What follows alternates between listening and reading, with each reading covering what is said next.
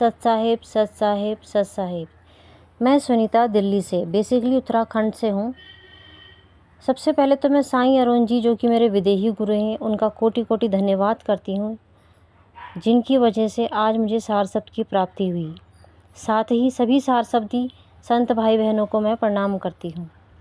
मुझे सार शब्द की प्राप्ति मार्च 2024 में हुई। सबसे पहले तो जानिए सार शब्द असलियत में होता क्या है, क्योंकि बहुत से लोग भ्रम जाल में पड़ गए हैं। किसी को लगता है सार शब्द कोई एक अक्षर या दो अक्षर का मंत्र है, लेकिन ऐसा नहीं है। सार शब्द एक नेह शब्द है जो कि परमात्मा की तरफ से आपको प्राप्त होता है। उसे भी कोई सच्चा विदेही गुरु ही आपको लखाता है। लखाने का मतलब उसका भेद बताता है। किसी सच्चे विदेही गुरु को ही परमात्मा का ज्ञान होता है। जब आप उनके ज्ञान सुनने लगते हो किसी सच्चे विदेही गुरु के, तब धीरे धीरे आपकी आत्मा शुद्ध होती है। शरीर शुद्ध नहीं होता है, आत्मा शुद्ध होती है। आत्मा में जो तुमने बहुत से झूठे भ्रम जाल पाल रखे होते हैं, बहुत सी पुरानी रूढ़िवादी विचारों से भरा होता है, किसी पंथ के असत्य ज्ञान को आपने धारण किया होता है, वो सब उस सच्चे ज्ञान को सुनकर वो कचरा साफ होता जाता है और परमात्मा को आप पहचानने लगते हो, जानने लगते हो। परमात्मा तो तुम्हारे पास ही था, लेकिन तुम परमात्मा पर विश्वास जब तक नहीं करोगे, तब तक यह नहीं जानोगे कि आत्मा और परमात्मा अलग है।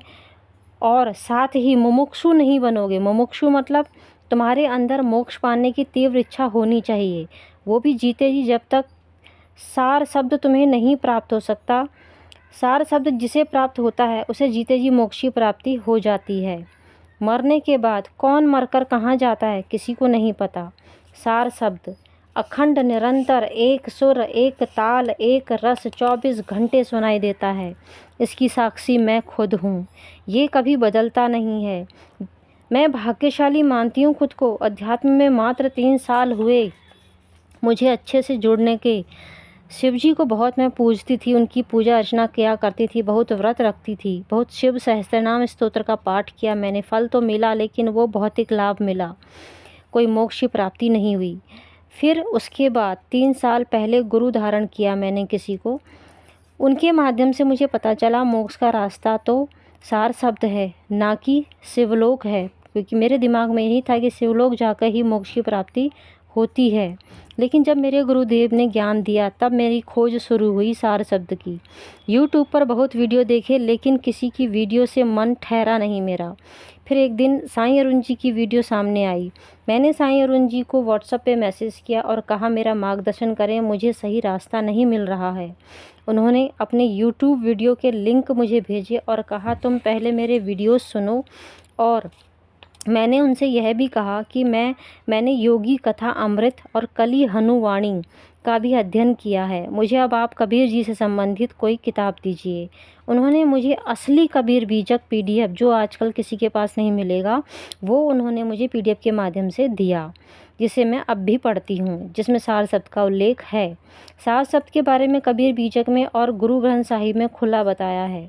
वेद तो मैंने कभी पढ़े नहीं, वो भी एक ऋग्वेद गुरुदेव ने दिया, उसी को मैं पढ़ रही हूँ। उसको पढ़ने के बाद मेरे ज्ञान में और वृद्धि हुई है। उसमें आत्मा परमात्मा के बारे में अच्छे से साफ साफ लिखा है ऋग्वेद में, आप अवश्य पढ़ें। साईं अरुण जी की वीडियो सुनने के 1 हफ्ते के भीतर मुझे सार शब्द प्राप्त हो गया। मतलब कंटिन्यूस एक धुन जो परमात्मा की तरफ से आती है, उसे हम सार शब्द कहते हैं। उसमें कोई बदलाव नहीं होता है, वो जैसी है वैसी ही रहती है। जो ब्रह्मांड की धुन होती है वो बदलती है, जैसे कभी बीन आ रही है, कभी वीणा आ रही है, उसे ही सार शब्द कहते हैं। सार शब्द एक जैसी सुनाई पड़ती है। ब्रह्मांड की धुन जैसे कि बीन, वीणा, घंटा, शंख की आवाज़ काफ़ी लोगों को सुनाई देती है, लेकिन लोग सोचते हैं कि ये क्या है, सार शब्द है। असल में सार शब्द नहीं है, ना ही इससे आपको मोक्ष की प्राप्ति होगी। आप इस ब्रह्मांड में फिर वापस आएंगे, फिर पैदा होंगे, फिर मरेंगे। यही आपका जो जन्म मरण का कर्म है वो चलता रहेगा। लेकिन यह सार शब्द की धुन जो है वो आपको मोक्ष प्रदान करती है जीते जी। सार शब्द की धुन हमेशा एक जैसी सुनाई देती है। सार शब्द की धुन जब आपको प्राप्त होती है, इसका मतलब होता है परमात्मा ने आपका हाथ पकड़ लिया है। मृत्यु के बाद वह परमात्मा आपको बस अपने पास खींच लेता है। सार शब्द प्राप्त होने के बाद आपके जीवन में जो बदलाव होगा, आप हैरान हो जाओगे। सार शब्द आपको निर्भय निर्वैर बना देगा। मतलब आपके अंदर कई तरह के डर थे, जैसे कि नकारात्मक ऊर्जा को लेकर, या मैं आज पूजा नहीं करूँगा तो कहीं देवी देवता नाराज़ तो नहीं हो जाएंगे, लोगों का डर हो गया, वो सब खत्म हो जाता है, सुहा हो जाता है। जैसे ही सार शब्द की प्राप्ति होती है, आप निर्भय हो जाते हैं, क्योंकि हमें दृढ़ विश्वास हो जाता है कि परमात्मा अब हर वक्त हमारे साथ है, इसलिए हम निर्भय हो जाते हैं। हमारा कोई कुछ नहीं बिगाड़ सकता है। और सच में सभी तंत्रों, सभी नकारात्मक ऊर्जाओं का बाप है सार शब्द।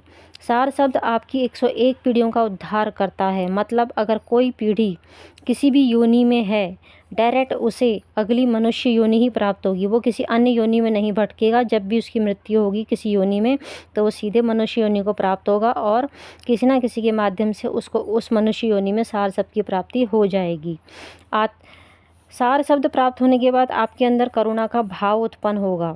किसी से कोई बैर नहीं रह जाएगा। किसी प्रकार की पूजा पाठ करते थे, सब खुद ब खुद ही छूट जाएगा। वो एक बंधन है, पूजा पाठ भी एक तरह का बंधन ही होता है, क्योंकि परम शक्ति से हम जब जुड़ जाते हैं तब बस उस पर ही विश्वास रह जाता है। जैसे आप 12th पास हो जाते हो तो पिछली कक्षा दोबारा पढ़ने का मन नहीं करता, क्योंकि अब हम वह ऊंचे लेवल पर आ जाते हैं। सार शब्द प्राप्त करने के लिए आपके अंदर 3 गुण होने चाहिए। पहला, आपके अंदर मोक्ष पाने की तीव्र इच्छा होनी चाहिए। आप दोबारा जन्म लेने के इच्छुक नहीं होने चाहिए। दूसरा, आप अपने जीवन काल में निष्काम सत्कर्म कीजिए।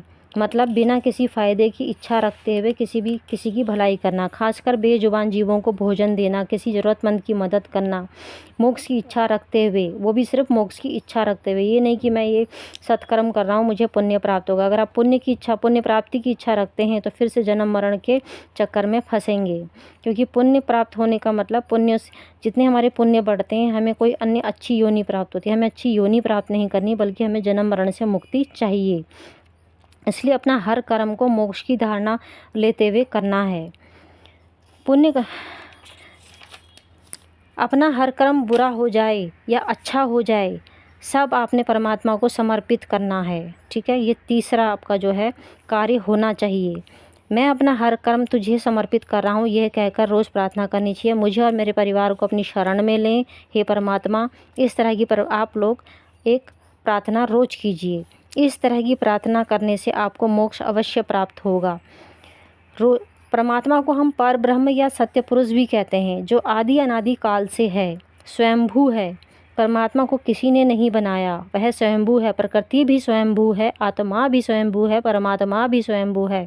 सिर्फ फ़र्क क्या है, प्रकृति जड़ है और आत्मा और परमात्मा चेतन है। इसी के साथ आज की मैं अपनी वाणी को विराम देती हूँ। सत साहेब, सत साहेब, सत साहेब।